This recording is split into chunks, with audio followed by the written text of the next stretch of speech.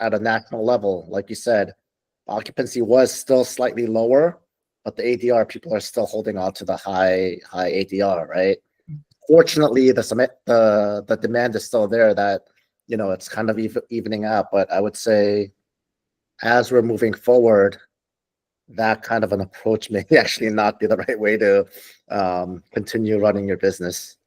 Yeah, and I think we've actually, it's not a benefit that it's expensive to exist nowadays, but I think that the expectation is that, rates kind of keep going up. And so as long as they've been incremental and not, terrible, I don't think there's been a significant outcry. But to John's point, how long can that last? Because it is expensive to live. Welcome to RevLabs by PriceLabs.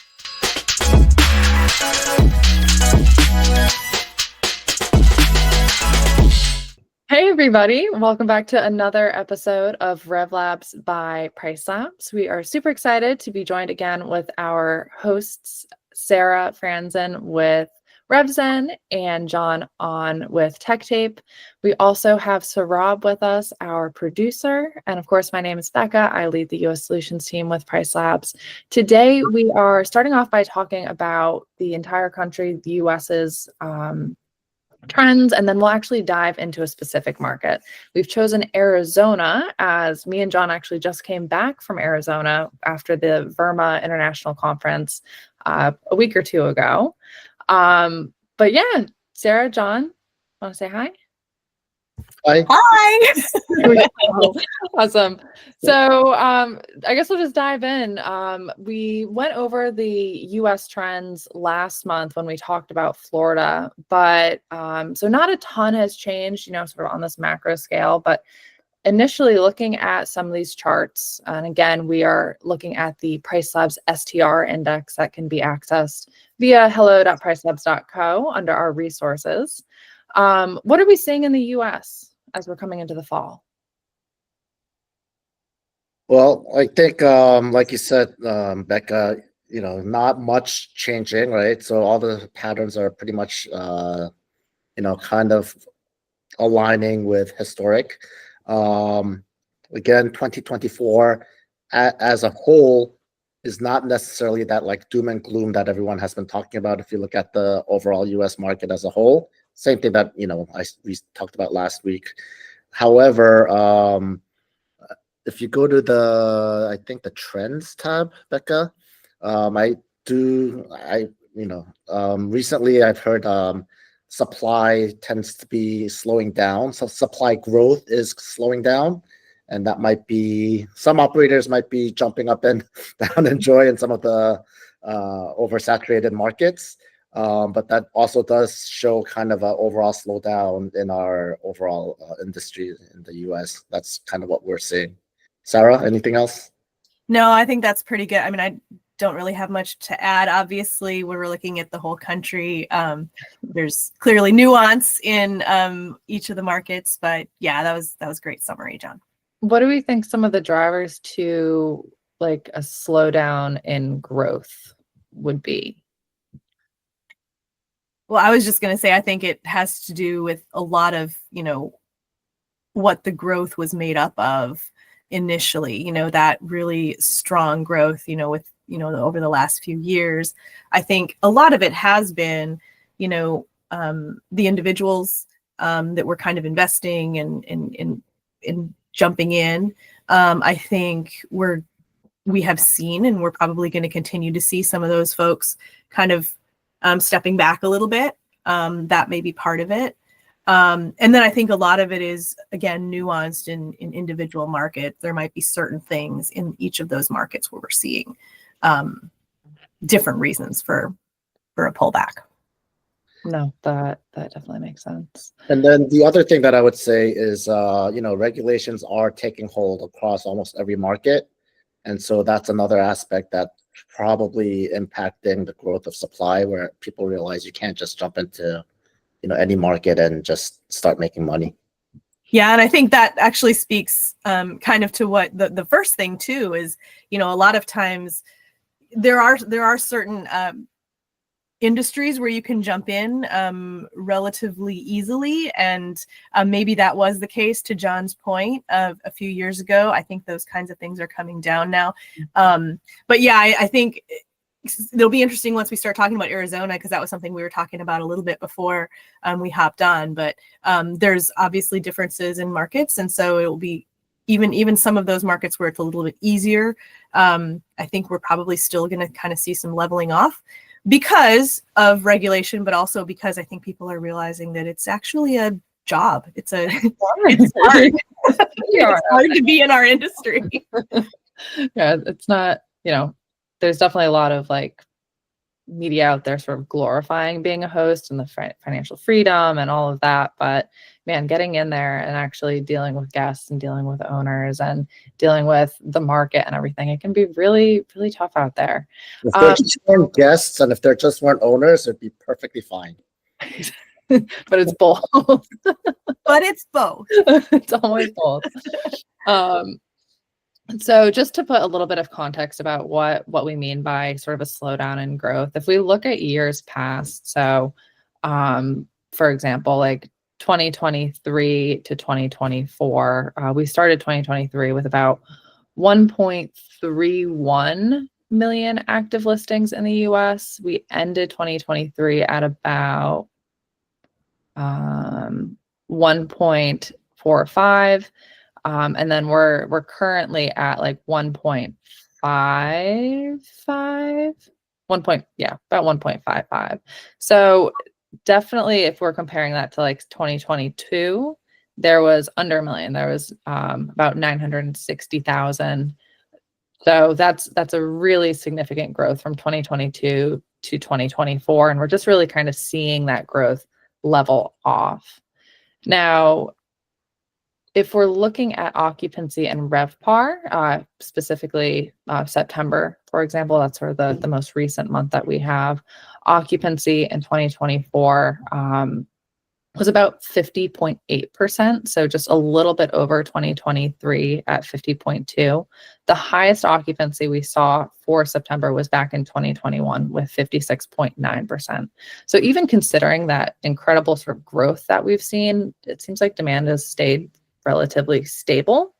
And even though occupancy is down a little bit, RevPAR appears to be relatively stable as well, mostly driven by, and I think we were kind of talking about this in our episode about Florida, ADRs in 2024 are pretty much higher across the board than we've seen in many of the years past.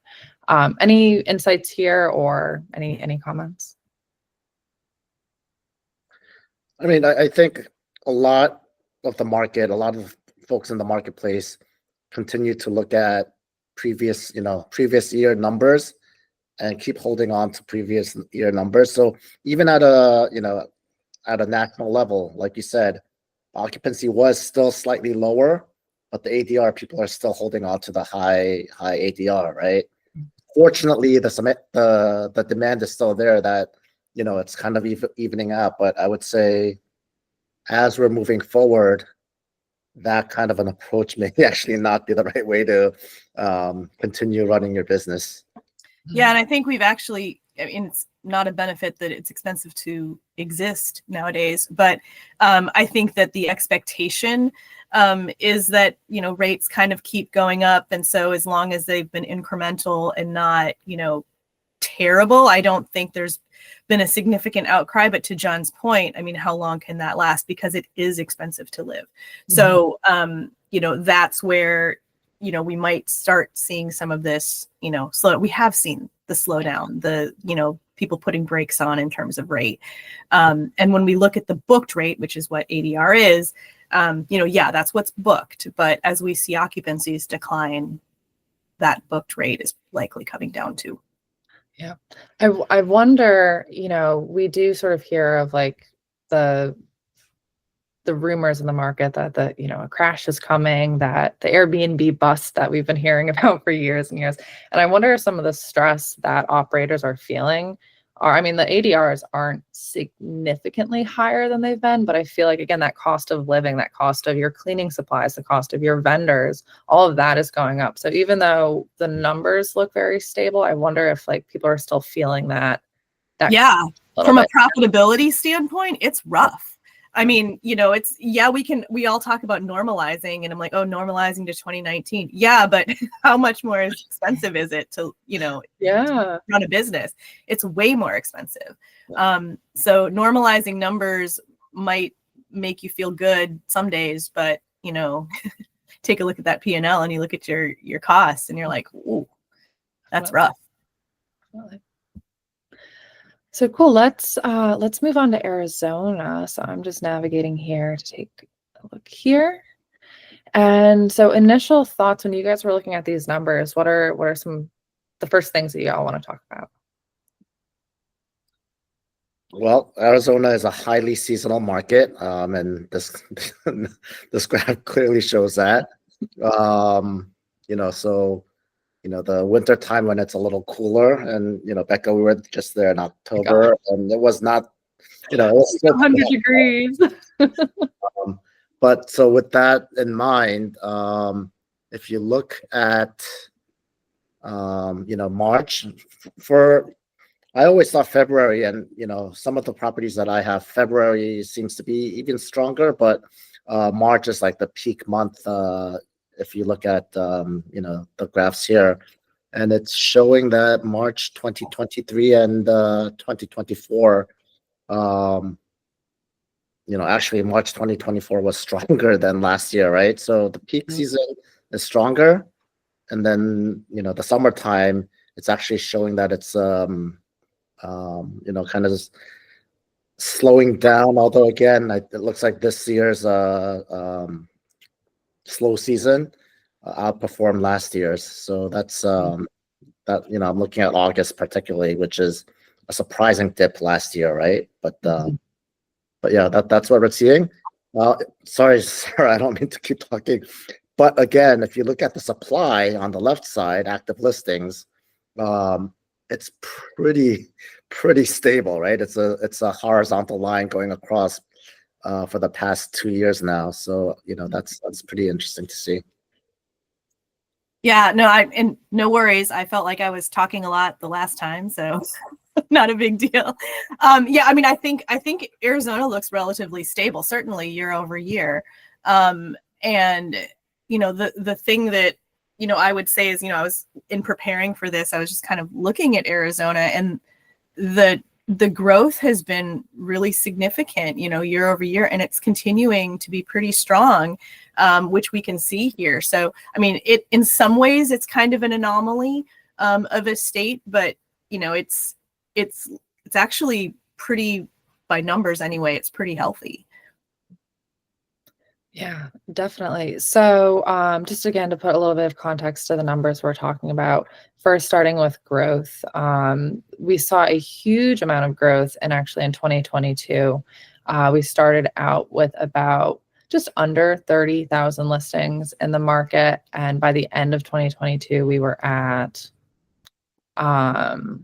about 42,000. So that is huge. So if you compare that to the past 2 years, we've actually seen again, a lot of stability, even some declines in certain months compared to previous months. So this market is definitely appears to be sort of leveling off. One thing that we were sort of talking about beforehand was what makes Arizona sort of a unique and sometimes safer market to invest in. Do y'all have any sort of background on the legislative sort of landscape in Arizona? I mean, I know, so I have a little experience in Tucson, so I'm just gonna, talk specifically about that. But I know, obviously, post-COVID, Arizona was one of the states where there was very little regulation, right? And so a lot of folks jumped in at that time. I know the folks that we're working with now, they're working with all their owners to make sure that they register and get permits for the properties so that they can continue to operate as a short-term rental. So the way I see it is the pendulum had been swinging back and forth, right? There was no regulation, so everyone jumped in.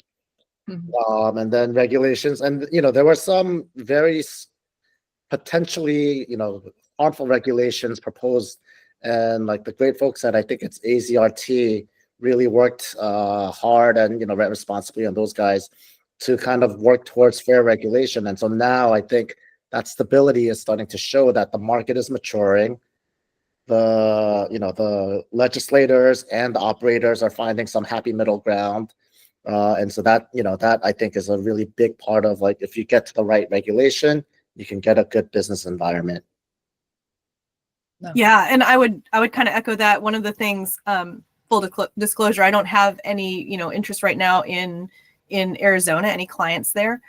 So I was just digging a lot about Arizona regulation and things, and it certainly seems like on a state level, it's positive in that there's no statewide ban. They're not going there. They have said each location can kind of set some guardrails, but it certainly seems like compared to certain areas, those are responsible guardrails, and they're not necessarily designed to be punitive, like I think some areas are kind of going. And so I think that's an overall positive thing. I think, to John's point, it looks like from a number standpoint, things have, they're kind of stable.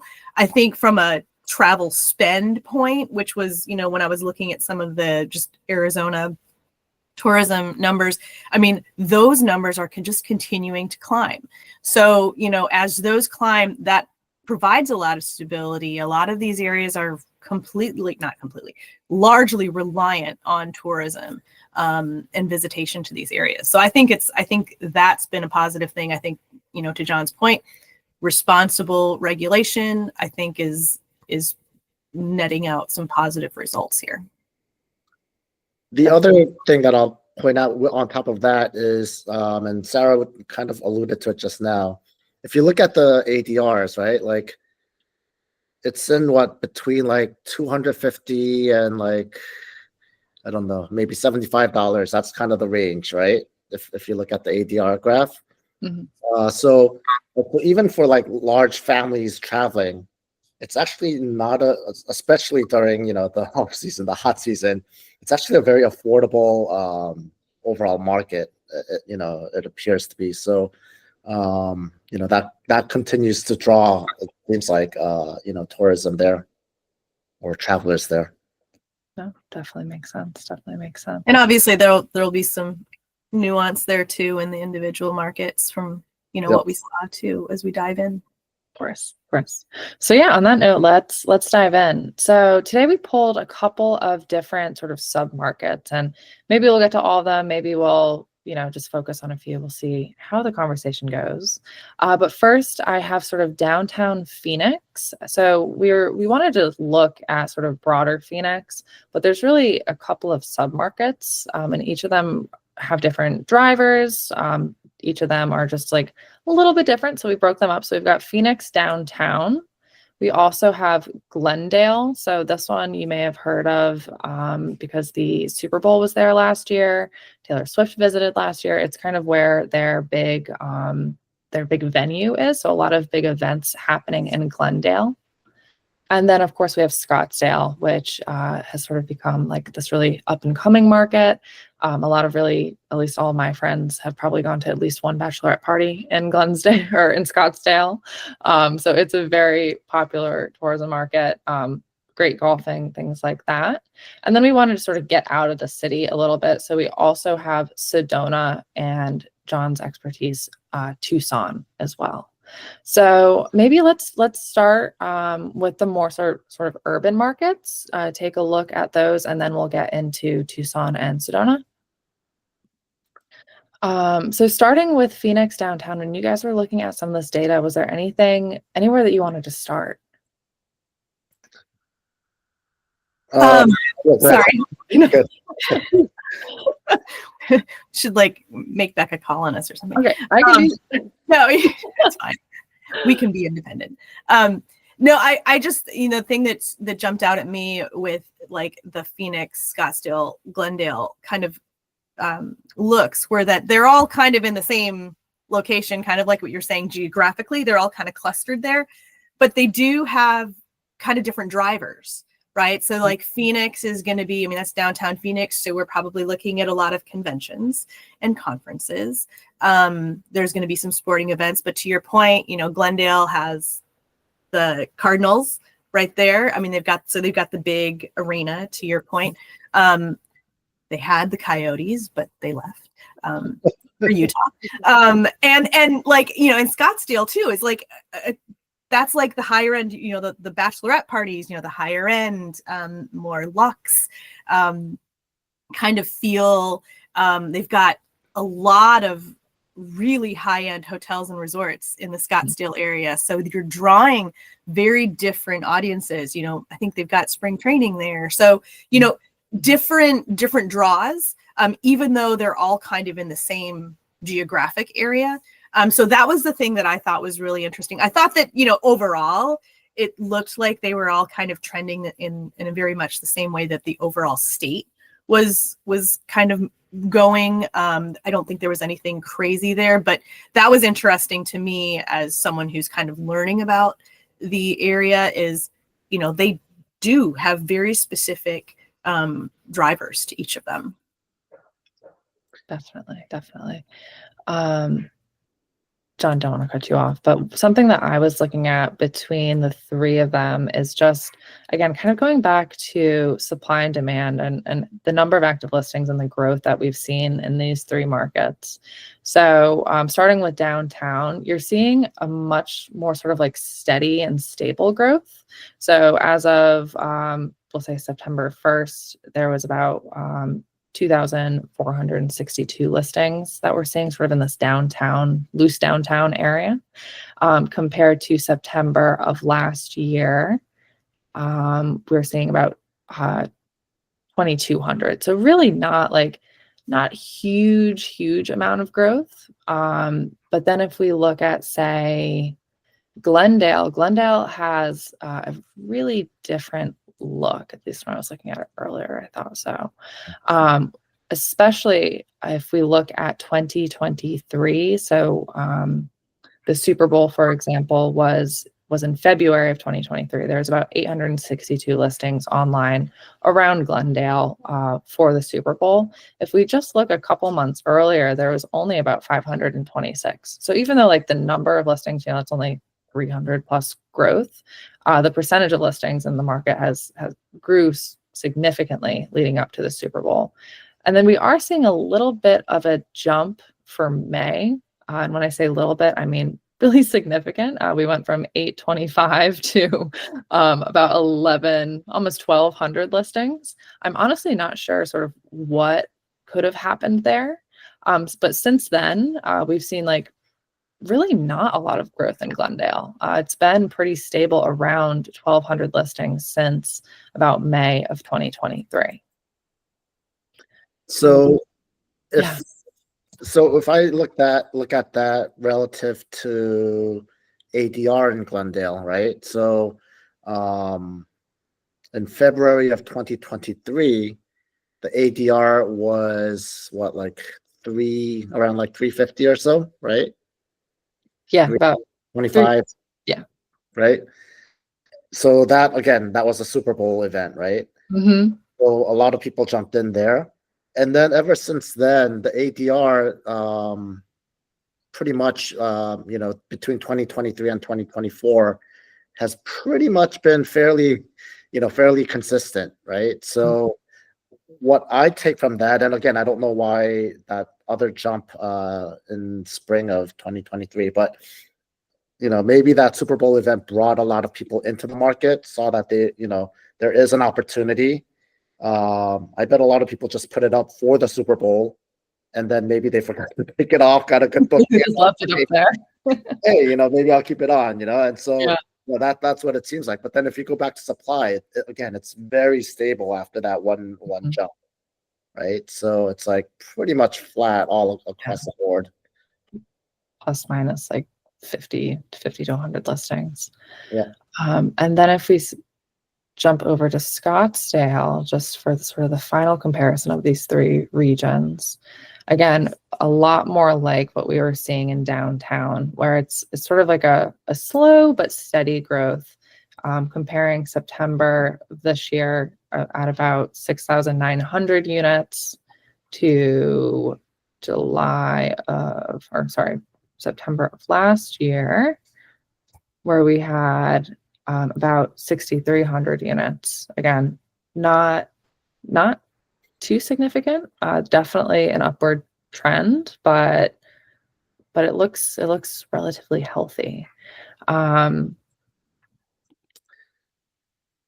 If you look at the ADR again, I'm just fascinated. ADR for February 2023 versus 2024. Again, there's like, 2023 was really high. Mhm.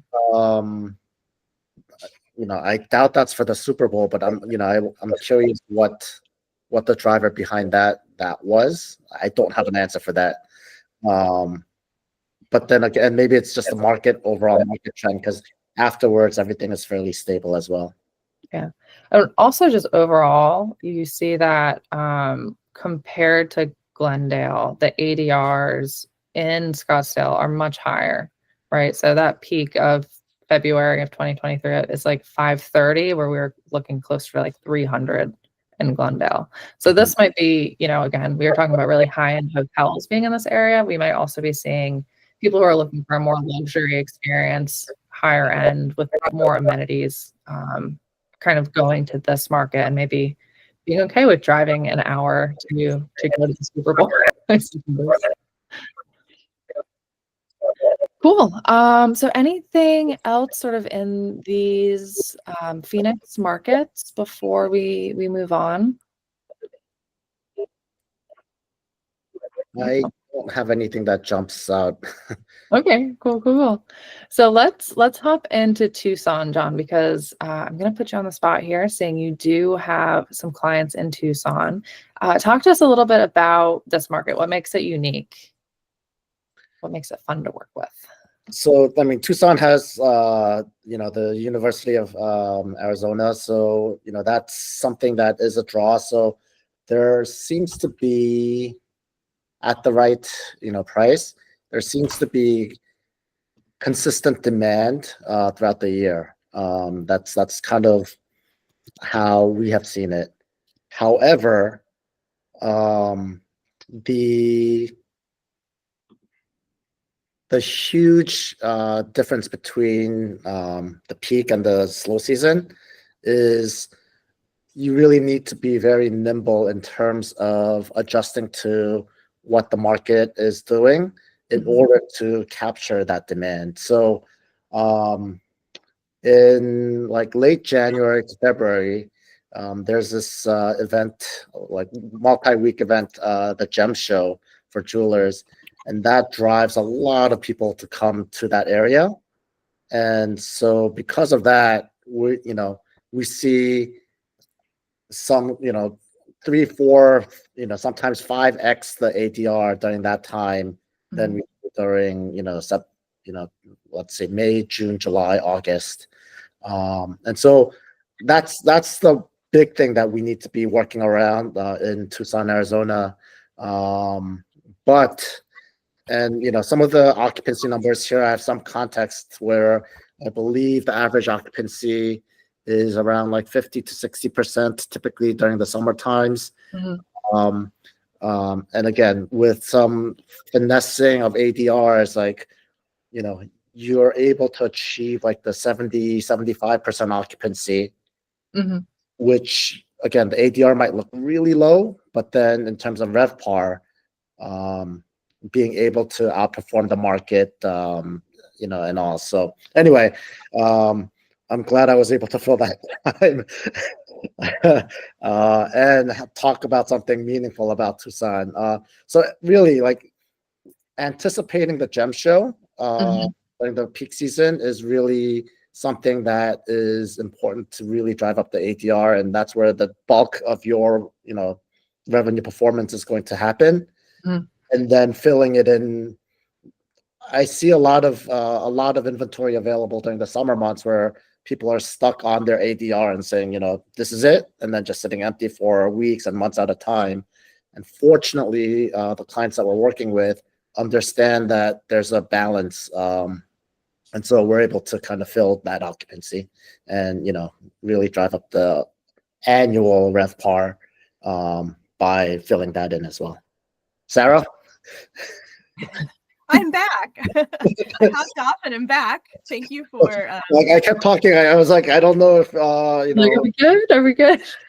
John's vamping there. I appreciate it. No, nothing significant to add to anything specifically. The one thing that I noticed about Tucson in general when I was comparing it to the other markets was that Tucson looks to be maybe kind of a different bird almost, in that I think ADRs tend to be a little bit lower, occupancy tends to be a little bit lower. It's probably, this is my guess, given that you've got Phoenix, Glendale, Scottsdale that have a lot of if not international travel, maybe national travel demand drivers there. I mean, obviously we've got the University of Arizona, so there's some of that, but it seems that Tucson might be a little bit more regional, and have more of a lot of the demand to the gem show that you're talking about, a lot of maybe more local demand drivers there. So I think if you were to scroll down to the keep going there to the day of week kind of trends. I mean, it's maybe not as pronounced here, but one of the things that I think you're probably going to get a little bit more of the weekend travel. I know there's a lot of tech components in Tucson too. This is just from my former days and experience with military kind of stuff, but there's kind of a military component to this area as well. So you're probably going to get the midweek stuff is probably going to be more industry, John. I mean, is that true? So you might get some folks there, but maybe more of a weekend kind of demand. I guess it's a mix of what you're saying, but then also parents are visiting the right students at Arizona State, and so it's actually a very diverse. But yeah, we do get a lot of workers, kind of coming in with their team, and so I think to your point, I think it's less like a tourist market, right? There's a diversity of people looking for the shorter, not 1 month, but couple weeks to shorter stays.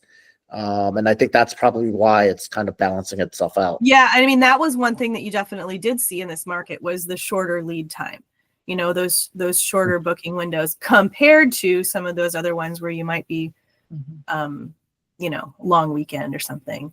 But that's the one thing that I saw with Tucson was that it seemed very different than the other ones. Maybe not so much tourism, but again, kind of what we were talking about, even within that Phoenix area, different drivers, and this one's certainly different, both from, and then also from a KPI standpoint, from occupancy and an ADR standpoint as well. Yeah. So just to kind of drill down on that point, I pulled up, we have this really great length of stay by state date graph, and it basically shows you all of the bookings in the market every day for the past, year and a half and forward looking. But for every day, sort of what was the split of stays based on their length of stay. So you can kind of see on this graph, this is the technical term, it's kind of spiky, meaning that there's a lot of kind of spikes. And those generally are going to indicate weekends. So there's definitely weekend demand. These, 2, 1, 2, 3, and 4 night stays are definitely kind of peaking on those weekends. But we also have a lot of longer stays, 7 to 14 stays, 15 to 28 and 29 plus days generally are telling us that there is more industry. Maybe, sometimes you hear in midterm rentals, nurses, people that are coming maybe for military jobs, people that just need to stay for a couple of weeks to a couple of months. And that actually seems to make up a significant portion of what's happening in this market, which we routinely get insurance stays for 2-3 months. And as well as, again, like crews of workers who need to be in the area for maybe a week or two, right? And then, of course, like the number of like same day booking requests that that come in are actually quite high, a lot higher than most of the other markets that we're in. So exactly right, exactly on point from our experience. And that would also explain some of the lower ADR too. Exactly. Those longer lengths of stays. Yeah. As well as the last minute. Yeah, for sure. If you were working with and I don't want to have you give away your secret sauce, but if you were working with somebody in this market and they were considering maybe doing like a mixed midterm and like short-term strategy, what are like some key things that you would advise them on doing and coming up with maybe their rates? Or in general. Sorry, I know it's a very broad question. No. I like keeping you all on your toes. I feel like flexibility is really important, right? Just being able to like flex that last minute, being able to, almost, what's the word I'm looking for? When you, it's like this super easy word, but anticipate. Yes. Kind of anticipate significant last minute. You anticipate those short booking windows. So the importance of having flexibility in your rate strategies, I would think would be important. And then I think on a just really high level, keeping that flexibility throughout. So making sure that, particularly in your off season, you're planning from a promotion standpoint, or you're planning, in that way, these are the kinds of things that we're going to offer. It certainly seems like you've got a short booking window and you've got last minute bookings. And a lot of them are that way. So, maintaining that flexibility, I think, would be a significant thing on super high level, not really tactical, but go ahead, John. Yeah, so I was anticipating what word you were trying to find, and I'm glad we found that. No, so I will say the reason why we are finding a lot of success in the Tucson market is because the property management company that we're working with understand or have come to understand that the flexibility that we kept on trying to force them into, they started adopting it, right? And so what I would say is a big part of it is actually how do you get out a little bit ahead of the market? And so we've gotten them comfortable with a slightly lower ADR to like kind of fill in some calendar dates, maybe a month to month and a half out, right? And then as we're getting in closer, then that flexibility all comes in. Some properties, they actually list one as a short term and one as a long term or midterm, so that they're not taking themselves out of one market or the other, aside from availability. And then starting in like November is when you should really be highly tuned to the gem show and getting that strategy out in advance, and really getting the high ADR bookings far out, because there is a lot of demand for that. And just with that kind of a strategy over 2023 to 2024, I'm going to look at my PriceLabs dashboard. We've increased their RevPAR by almost like 20% between those 2 years.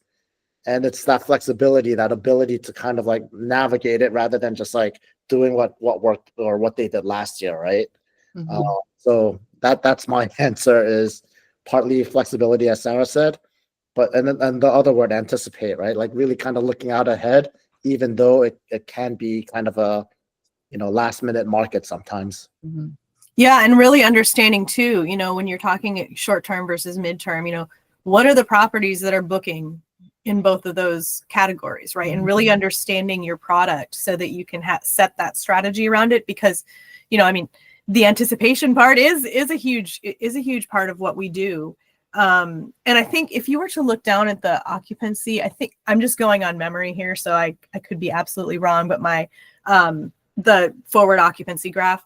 Oh, yes. Too many graphs to keep track of here. There you go. Yeah, I mean, I think so. Again, this was something that I'm remembering, which, given my brain, it could be wrong. But I wasn't seeing as many of those spikes in the Tucson market, whereas like in some of the other markets, you see those occupancy demand spikes. So it tells me that it's probably going to be a little bit more last minute. It's probably going to be a little bit more price sensitive. So that's where that flexibility really comes in, is when I kind of look at those forward looks. If I'm seeing kind of a pace that's similar year over year, and I'm seeing not as many spikes, I'm probably drawing some conclusions, which is going to, and this is obviously the entire market. So, you know, there's only so much you can draw based on every single property in the market. But, you know, if you're not getting, you know, that super high demand for like event dates or things like that, there's probably a little bit more of people waiting for that, you know, those price sensitive folks waiting for that, or, you know, that midterm, you know, we're staying for a longer period of time. It's a little bit more flat. Probably a little bit more price sensitive. So I think, you know, that is super important, what John is talking about. And obviously I would guess a huge factor into his success in that market is that flexibility, because there are so many unknowns. You know, what's interesting when you're looking at this future looking curve, some time periods are shifted quite dramatically from last year to this year. I'm like, yeah, I was just looking at that. So like, it looks like kind of the high season really started, and I don't know if any holidays have shifted this year that are causing that, but from looks like January 23rd of last year was kind of when the high season started, and we're really not seeing that dramatic pickup until a little bit later this year. We're really seeing kind of that peak start, maybe the first week. Later and stronger. Yeah. Right? Yeah. A little bit later, a little bit stronger. Well, that, again, I mean, Jump Show starts end of January, but maybe there's a slight shift in the week or something, and maybe that's what it is, but that's a pretty pronounced shift. Final up there from last year. Yeah. I had it up. I didn't want to confuse. So right now we're looking, if you're following along online, watching us, we have the red line, which is showing forward-looking occupancy as of today. We have a gray dotted line that tracks pretty closely to our forward-looking occupancy, and that's our pacing. So as of October 28th last year, what did our forward-looking occupancy look like? Then I've also overlaid the occupancy final last year. So if everything sort of remains the same, you can kind of think of that as our potential in this market. So what this is implying is in 2025, that peak that occurred, you know, in January may shift, you know, about a week into the future. Something a little bit stronger too. Yeah. We're seeing a little bit. So we'll make some adjustments now. And the other thing, I think this is kind of what I was talking about before, is you see where it's kind of flat now, and then where it finished was definitely spiked. So you're going to see that probably last minute weekend, or, you know, kind of demand air. So I think having that flexibility early on to get that base on the books is going to be important, so that, you know, as you, again, I realize there's going to be some demand there. Maybe you keep your weekends higher, but you remain flexible. I think that would be a huge thing for any market, not just, you know, this one, but anything where you're kind of seeing those flat lines and you end up with kind of a spiky, to use the technical term that Becca introduced to us earlier. Well, let's call it the porcupine. Porcupine. Very cute. Well, cool. I think that this has gone so quickly. I think we're pretty much at time. I would love to hop into Sedona, but I think that we've kind of filled out the time today. So any final thoughts or anything that you want to leave our audience with? Well, I think the secret sauce that Sarah just spilled about the flexibility applies to all markets. So just be flexible.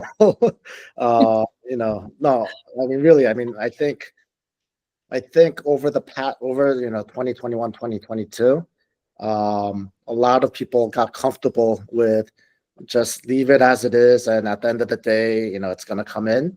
And I think it is that flexibility. So this is in all seriousness, Sarah. It is that kind of ability to adjust, being nimble, being flexible is what you need. And what we're seeing, and I think, Sarah, you are as well, with the clients that we're able to do that with, we're seeing equivalent or even higher performance now than they had in 2021, 2022. So the opportunities are still there, but it's just a different way, different approach to generating the high revenue.